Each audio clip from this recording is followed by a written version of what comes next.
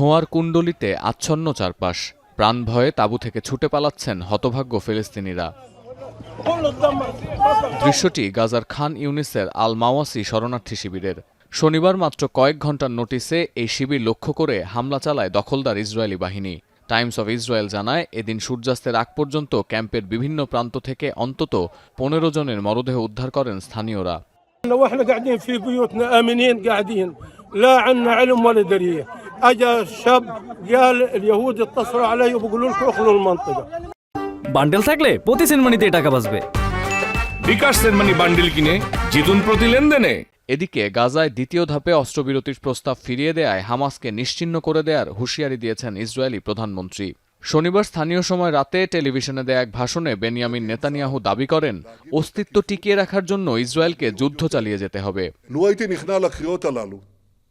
לא היינו נכנסים לרפיח, לא היינו כובשים את ציר פילדלפי, לא היינו מבצעים את מבצע הביפרים, לא היינו מחסלים את סינואר, את דף, הנייה וגם נסראללה, לא היינו יוצרים את התנאים לנפילת המשטר של אסד। গভীর রাতে জ্বালাময়ী ভাষণ দিয়ে পরিস্থিতি নিয়ন্ত্রণের বদলে আরও উস্কে দিয়েছেন নেতানিয়াহু। এদিন মধ্য ইসরায়েলের মাজরে শহরে ইসরায়েলি প্রধানমন্ত্রীর পদত্যাগের দাবিতে বিক্ষোভ করেন সাধারণ মানুষ। সরকার বিরোধীদের অভিযোগ, গাজা যুদ্ধের অবসান ও জিম্মিদের ফিরিয়ে আনার মিথ্যে প্রতিশ্রুতি দিয়ে গদি টিকিয়ে রাখার ষড়যন্ত্রে নেমেছেন Netanyahu.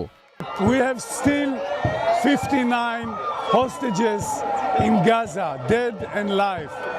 Many of them died because of the pressure, the military pressure. Netanyahu প্রশাসনের কাছে জিম্মি বিনিময়ের অগ্রগতি জানতে চেয়ে এদিন রাজধানী তেল আবিবে সংবাদ সম্মেলন করেছেন জিম্মিদের পরিবারের সদস্যরা।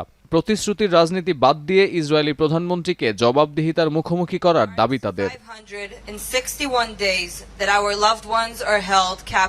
এদিকে অধিকৃত পশ্চিম তীর পরিদর্শনের কথা থাকলেও শেষ মুহূর্তে ফিলিস্তিনি প্রধানমন্ত্রী মোহাম্মদ মুস্তাফাকে সেখানে প্রবেশের অনুমতি দেয়নি দখলদার ইসরায়েল।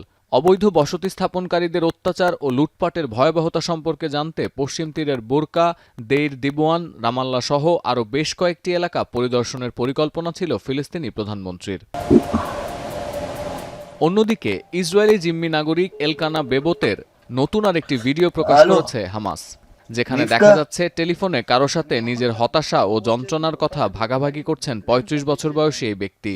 তবে যুক্তরাষ্ট্র ও ইসরায়েলের দ্বৈত নাগরিক ও সেনা সদস্য এদান আলেকজান্ডারের বেঁচে থাকা নিয়ে সংশয় প্রকাশ করেছে হামাসের সশস্ত্র শাখা কাশেম ব্রিগেড। তাদের দাবি, এই জিম্মির নিরাপত্তার দায়িত্বে থাকা কর্মীদের সাথে যোগাযোগ পুরোপুরি বিচ্ছিন্ন হয়ে গেছে।